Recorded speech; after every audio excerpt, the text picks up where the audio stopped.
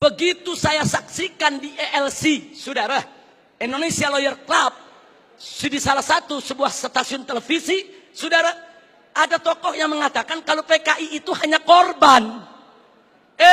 Kalau PKI itu korban, penjahatnya siapa? Kalau PKI korban, berarti penjahatnya NU, penjahatnya Banser, penjahatnya Masumi, penjahatnya tentara, penjahatnya Polri, penjahatnya negara, saudara. Nah, maka itu saudara, ya kalau korbannya PKI, berarti penjahatnya Nahdlatul Ulama NU, berarti penjahatnya Muhammadiyah. Enaknya saudara, umat Islam ini dianggap semua sebagai pelaku kejahatan. Ini kita tidak terima. Kepada yang bersangkutan, kalau ingin simpatik kepada PKI itu urusanmu. Tapi jangan coba-coba mengatakan mereka korban. Itu akan menyinggung perasaan jutaan umat Islam di Indonesia. Baik saudara, saya di sini tidak mau sebentar karena waktu sudah sebentar. Implikasi saya lewatkan dulu. Usulan FPI untuk simposium ini. Ayo kita kembali kepada Pancasila dan Undang-Undang Dasar 1945 yang asli, yang dijiwai Piagam Jakarta sebagaimana amanat dekret Presiden 5 Juli tahun 1959. Takbir, merdeka. Yang kedua, tolak segala perbuatan dan pemahaman ideologi yang bertentangan dengan nilai luhur ketuhanan yang Maha Esa sebagai jiwa daripada Pancasila. Apapun ideologi, pemahaman dan perbuatan yang bertentangan dengan nilai luhur ketuhanan yang Maha Esa harus kita tolak, saudara. Termasuk pemahaman PKI, komunisme, ateisme, kemudian Leninisme, Marxisme, termasuk segala kemunkaran dan kemaksiatan yang bisa mengundang kemurkaan Allah sehingga bisa terjadi, yaitu malapetaka dan musibah di negeri kita. Yang ketiga, tegakkan dan laksanakan TAP MPRS nomor 25 tahun 66, Undang-Undang nomor 27 tahun 99, TAP MPRI nomor 1 tahun 2003, dan KUHP pasal 107A sampai E. Karena itu kita serukan TNI dan Polri jangan pernah ragu. Anda semua punya payung hukum untuk menindak, menutup, membubarkan setiap kegiatan PKI di seluruh wilayah NKRI ini, saudara. Kemudian yang keempat, ada 5 poin, saudara. Tolak formalisasi rekonsiliasi dengan PKI. Saudara, saya punya cerita. Di tahun yang lalu, 16 Agustus tahun 2015, kami Ormas Islam itu melakukan long march yang diikuti oleh ratusan ribu umat Islam dari Senayan, Sudirman, Tamrin sampai ke Istana. Kenapa kami gelar itu parade tauhid, saudara, dengan ratusan ribu umat Islam? Karena kami dengar dari sumber yang sangat terpercaya bahwa Presiden, saudara, berencana untuk memasukkan, saudara, item permohonan maaf kepada PKI di dalam pidato kenegaraannya. Kita melakukan demo-demo kecil dan puncaknya yaitu tanggal 16 Agustus 2015, saudara. Nah, lalu apa, saudara? Di situ umat Islam sepakat kalau Presiden Jokowi tetap ngotot meminta maaf kepada PKI atas nama negara, kami akan serukan umat Islam, saudara, dan seluruh bangsa Indonesia dari Sabang sampai Merauke, kita turun ke jalan, lengserkan siapapun presiden yang membela PKI, saudara. Takbir, merdeka. Nah, kenapa kami tolak formalisasi rekonsiliasi dengan PKI? Karena akan membuka luka lama sejarah dan bisa membuka pintu fitnah yang berbahaya. Yang ingin saya berbagi cerita, saya diundang oleh Menko Polhukam di rumahnya. Kami diajak dialog soal PKI.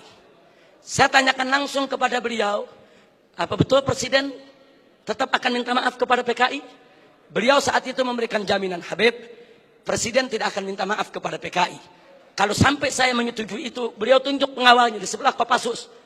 Ini anak buah saya, Kopassus akan tembak kepala saya.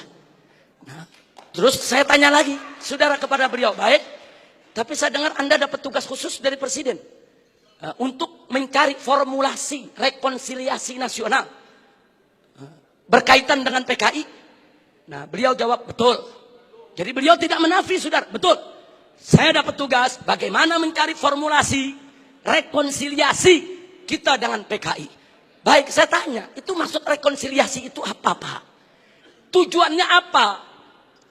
Apa tujuannya? Oh, dikatakan supaya tidak ada dendam di antara kita, supaya kita hidup damai. Oh, kita tolak, saudara.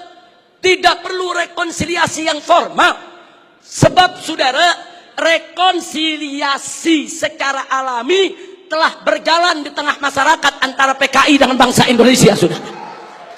Artinya hari ini seluruh kader-kader PKI, keturunan PKI sudah mendapatkan hak sosialnya, hak sipilnya, hak budayanya, hak politiknya, hak ekonominya. Mereka minta apa lagi? Mereka jadi pejabat bisa, jadi pengusaha bisa. Mereka udah nggak diganggu oleh umat Islam, saudara.